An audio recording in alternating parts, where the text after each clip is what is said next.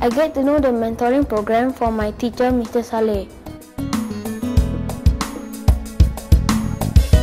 They are very friendly and I can understand what they're trying to explain to me. I have improved from the subject that I'm weak in. I would recommend this mentoring program to my friends so that they can improve on their work.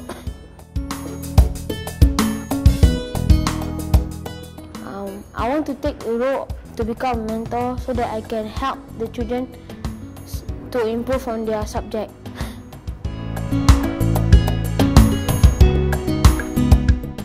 I got to know from my discipline master, Mr. Saleh. The mentors assigned to me, they are very friendly and approachable.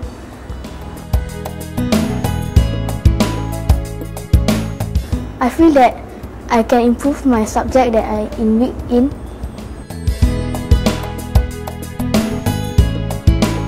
Yes, I would encourage my friends to sign up for this mentoring program.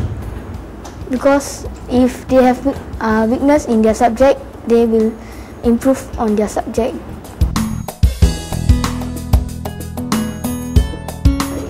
Yes, I will take on the role of a mentor because I like to teach students that are weak in their subject. When I grow up, I want to be a teacher because I like to teach students.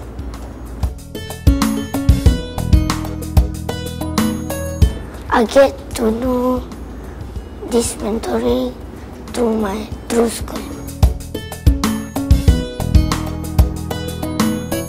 It's fun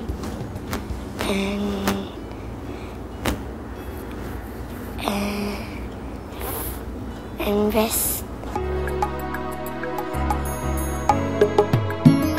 I feel this program I can learn more and understand my subjects better.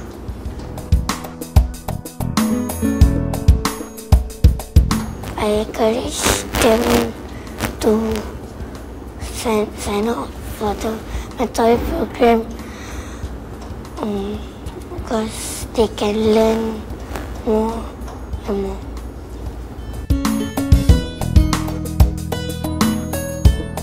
I want to be a mentor that I can teach people who poor in their subjects. I want to be a Malay teacher that I can teach my students Malay and pass the exam. I like Malay because Malay is easy for me and fun.